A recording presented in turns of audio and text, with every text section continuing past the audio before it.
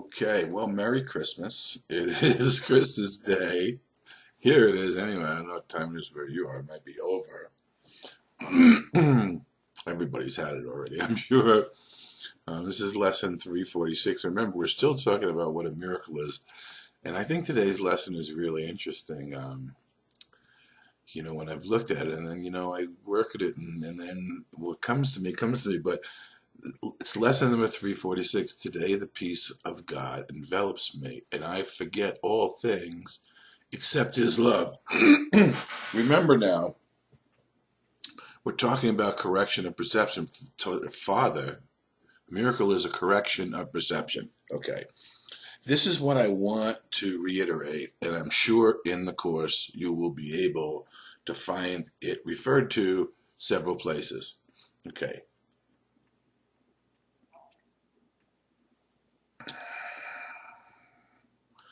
Unless there's an experience within you of a shift, of seeing something previously in one way, and then being freed from the limitation of how you see it, okay, in order to see, let's call it, the correction of perception that comes with the miracle as an interpersonal action between two people, then you're just merely reconceptualizing, recontextualizing the illusion in order to make you think you've had an experience. And the ego is very good at that, rearranging the deck chairs under Titanic. Father, I wake today with miracles correcting my perception of all things, and so begins the day I share with you as I will share eternity, for time has stepped aside today. I do not seek the things of time, and so I will not look upon them. What I seek today transcends all laws of time and things perceived in time. I would forget all things except your love. Now, this is a very interesting statement because it's going on to say, I would abide in you and know no laws except your love. Okay? Now, I want you to understand there's a borderland of thought. There's a miraculous area that occurs within your mind and then gets projected out so that you can see in the reflection. Because everything is happening within the mind of the sleeping sun, including the fragmentation into ideas of bodies in space and time. As you awaken, you step further and further back until the recognition that you're not this in its entirety allows you to utilize the techniques of forgiveness, the technique of forgiveness, to purify your thinking so much that you're utilizing it rather than having it use you as a reference for the proof that the ego in the world exists. Okay? Now, obviously, at some point in time, what this is saying is when all your perceptions of yourself, misperceptions, are corrected so that you're that you're so healed in your own recognition of yourself that there's instances where you no longer require the illusion of space and time any longer.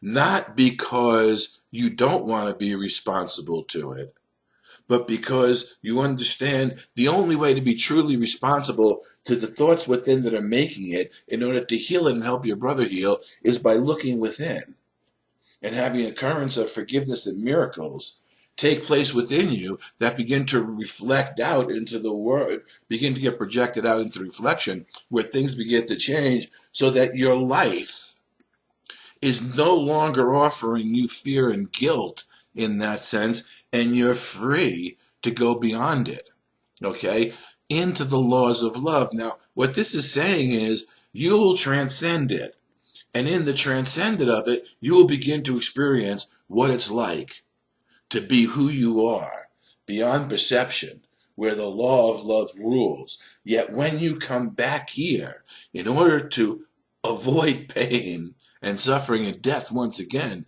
you will begin to learn to utilize that law here and now in your own existence. As above, so below, as within, so without. You will begin to freely, because of the nature of love itself and who you are, utilize that law within you and have it generalized to all things, all situations, all people, all beings, all life, every instant of space and time.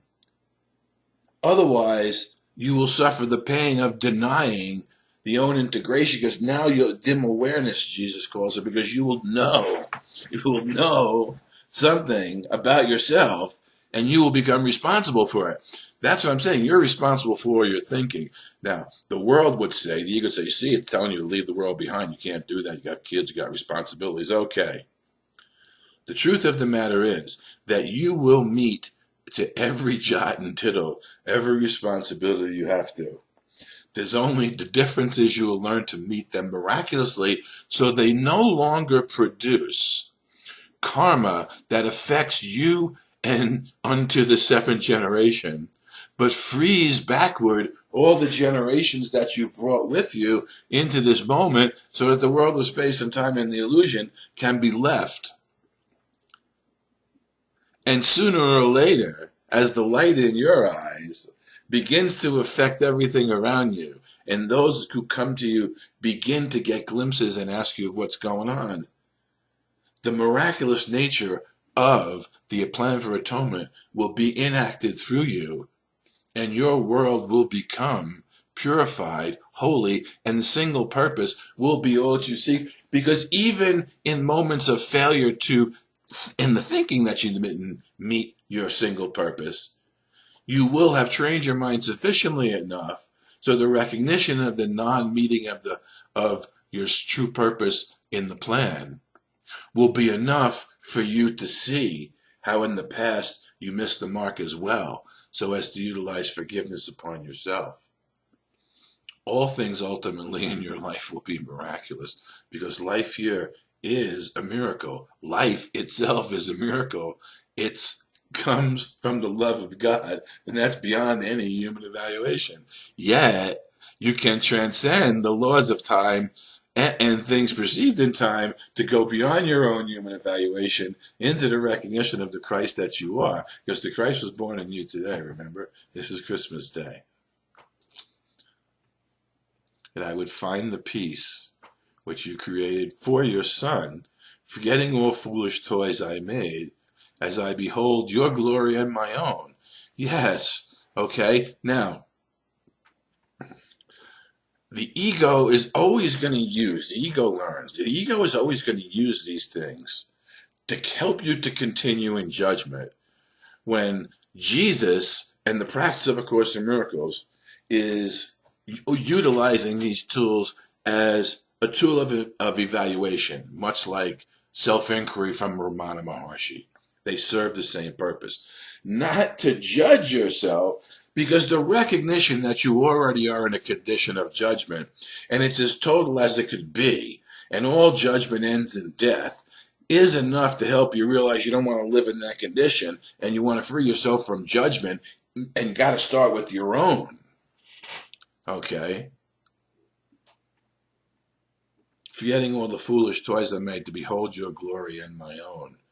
Yes, and when we begin to behold that glory, we begin to desire the integration of the glory that we experience as God's love by being God's love within ourselves, and have it demonstrated in whichever way serves the purpose of our Creator in order to fulfill His plan. That's where you begin to give up all your plans and recognize in the hesitancy that comes the temptation to break communication that was in the initial idea of separation, so that we can continue to heal our minds, so that we no longer want to enact that upon ourselves or upon our brother. We want to be separate from no one and nothing, because Wholeness is our condition, and in the condition of blessing our brothers with our wholeness and their own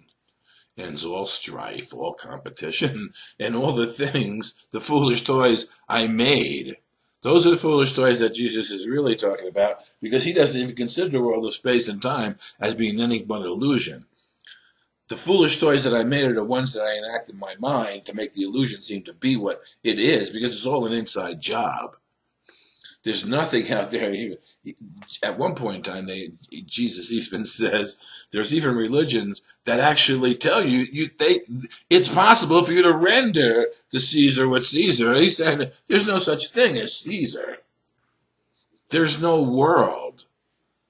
So I was talking about aliens. What part of any possible past understanding of what the world of space and time was, or future understanding of the world of space and time could be, including yourself in it and anything that you've projected out there to give you a reflection of something other than yourself, be it animal, mineral, vegetable, or extraterrestrial, okay? What part of there is no world and it's an entirety of an illusion that we're lost in gets lost in your mind, because the little piece that you exclude is the flaw that reflects the entirety of the illusion from it.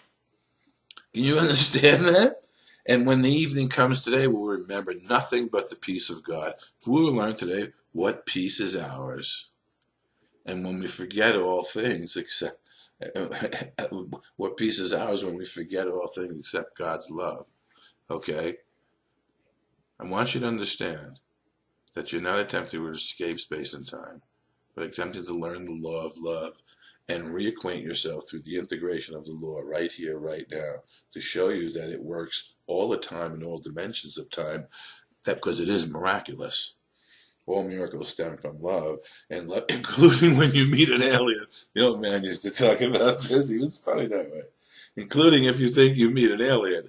The language that you're learning to speak in, this is the old man speaking as an alien to an alien, and me speaking to you as I know you are who you are behind the mask, okay? The language that you're learning to speak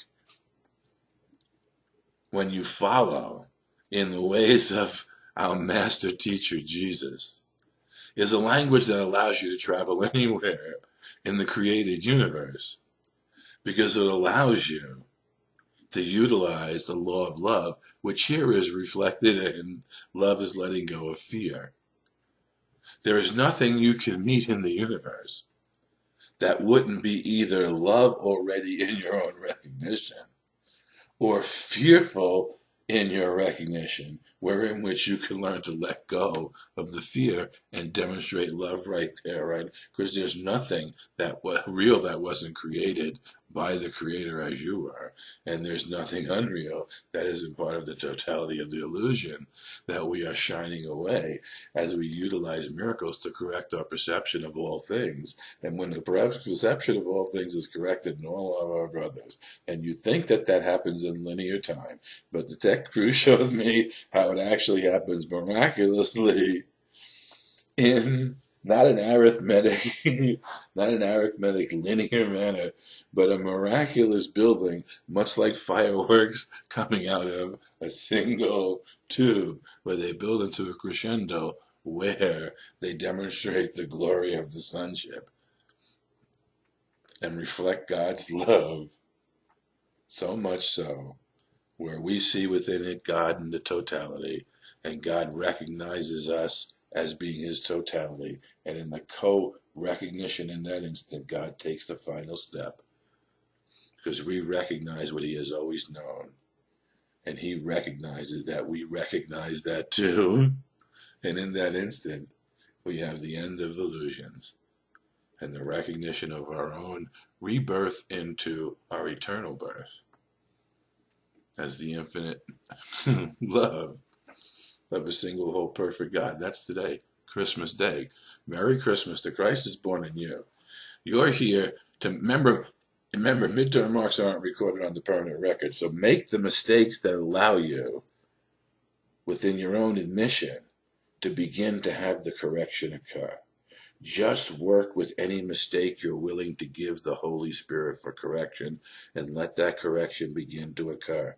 You don't go need to looking deeply within. You should have learned from the beginning exercise that as you look around in your everyday mundane life, there is enough fodder for correction and forgiveness, because it is what's being projected from the unconscious that where actually the truth is, I'll say this, the searching that the ego puts you on for unforgiveness is merely a distraction from keeping you to see what's really unforgiven. Because once you begin to forgive what's really unforgiven, you won't pay attention to the ego, or at best, you'll use the ego to remember to teach you and to remember to forgive, as God created, because forgiveness is an action of love. It's letting go of the fear of God in the idolization that we put outside of ourselves, wherein which we think that idol can complete us, so therefore we've made it God to us. Well, that was a good teaching. That was a good, clear presentation of what an idol is, in case you don't remember, in case you don't know. It's anything outside of you that you think has any value at all to offer you anything that you don't already have.